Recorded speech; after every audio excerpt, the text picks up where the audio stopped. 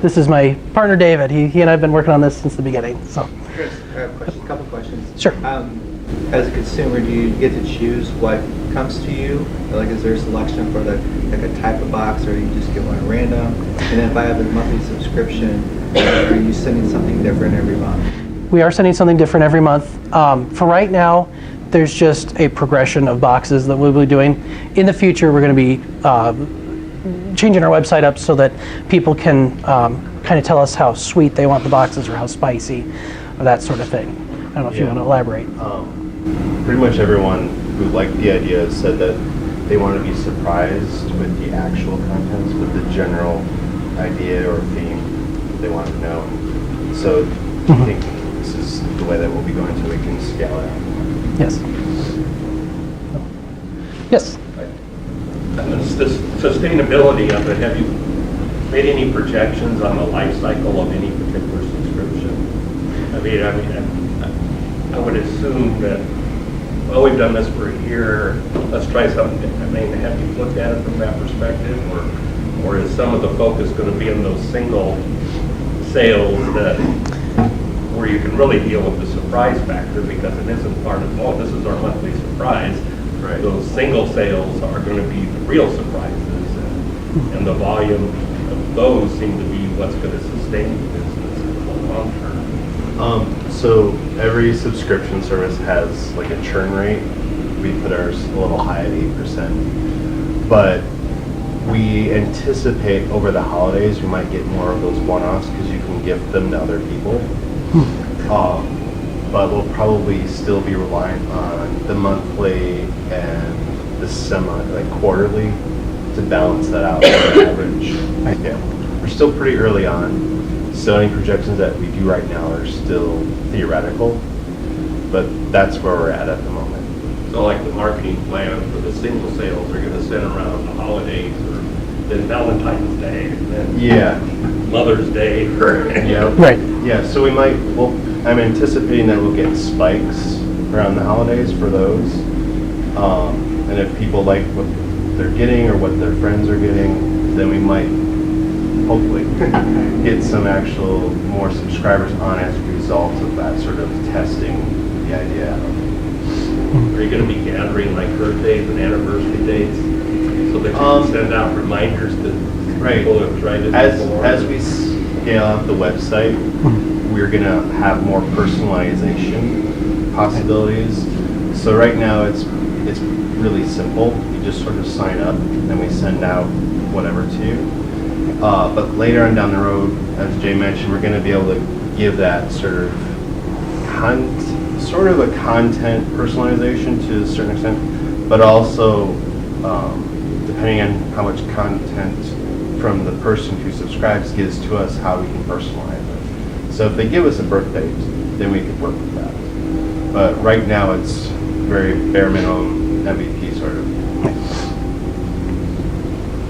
Yes. You could also maybe hashtag anniversary gift, because if someone's looking to give an anniversary gift, that's pretty nice. Yep. Sure. Yep. I like that.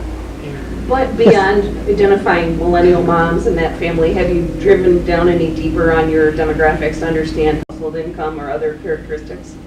Yeah, so there's two segments in the millennial mother groups that we're targeting, and then the empty nesters as well.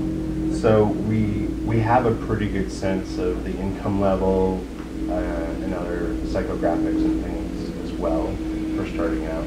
But we've had people from various other groups come up to us and say, hey, I'd like something like that too. So we want to make sure we've got our base covered. We'll keep testing the other ones. We know that there are, because we're going to go outside of, well, we don't really have anything that's gendered. So Not yet, no. I know a lot of people who are LGBT, polyamorous relationships. So there's a lot of things. What we just need to do is develop our marketing to make that more obvious. Right. But yeah, And who's the decision maker in purchasing? Do you know, is it, now of course we bring in other gendered relationships, it makes it more complex, but when we're talking binary relationships, is it it's the the woman that's Yeah. deciding? Yes. Yeah. Especially if there's children. Oh, we've had requests. I would just eat the cookies and then the box would never, like my husband would never go in. Right, so Yeah. Just saying. this is one of the reasons we have a variety of activities, because not every activity will resonate the same way. Like, especially if you open this up, and that's why we have 2 activities for delivery. Many of our food ingredients will have sugar in it. You don't want to get too much sugar, like you just get tired of it. So they can space that out over a couple weeks or whatever. Yeah, and we're finding that it's the reason we're targeting the millennial moms is because they're going after like Blue Apron and Birchbox, and they're already looking at these subscription service. I guess there's subscription services because there's so many of these things now, and that's who all these people are targeting for these things. Yep. Yeah, and I would just, I mean, as I sit here and think of this for myself, I'm a creative myself, and I'm like, Jesus, 20, 30 minutes for a quick date night. I would just Google and be like, a 20-minute date night activity that I would put together something myself. Sure. So I don't know if I'm thinking, well, I'm just not your client, but I think of how you said we're date night delivered at home to couples. Maybe not, just encouraging you to keep it as simple as you have it. I think that's the whole point of it, is you've got an audience of people that they don't want to sit here and pick and choose. If they just need Yes. something, because you don't want to think about it. So. And that's something we found during customer discovery is that something like 90% of people, yeah, they could go on Google, but they're so exhausted. At the end of the day, they're just like, someone else do it. I just want this to show up. Yeah, and the main millennial mothers are often the type who go onto Pinterest looking for creative Yes. ideas. Yeah. We don't know how many actually follow up and make the craft or whatever, Okay. but we do know that this is providing something for the people who don't want to make the craft, Yeah. right? Yeah. You're sitting at home, like, we should do something Yeah. funny. We've already had the argument, Yeah. what's for dinner? I don't know. Well, what do you want for dinner? I don't know. Yeah. You've already got the date night thing And it's, figured out. It's not too expensive. And our biggest competitor really is like Netflix and chill. Yep. If you really have no energy, that's probably going to be what you do. And I think the idea of getting something on your doorstep, it's always exciting to see a Target box or an Amazon box, the excitement of a delivery that's not a bill or something. Yes. Yeah. Yes. The packaging, Mm-hmm. eco-friendly,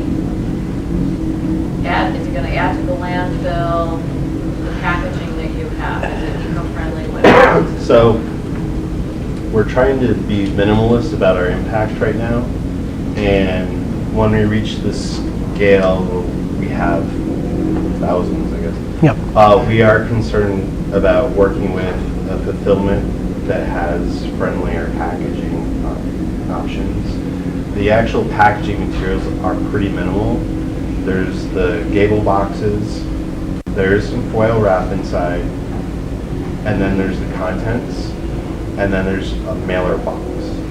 So it's trying to be as minimal as possible, understanding that until we get the volume that can afford it, we're going to have to stick with this.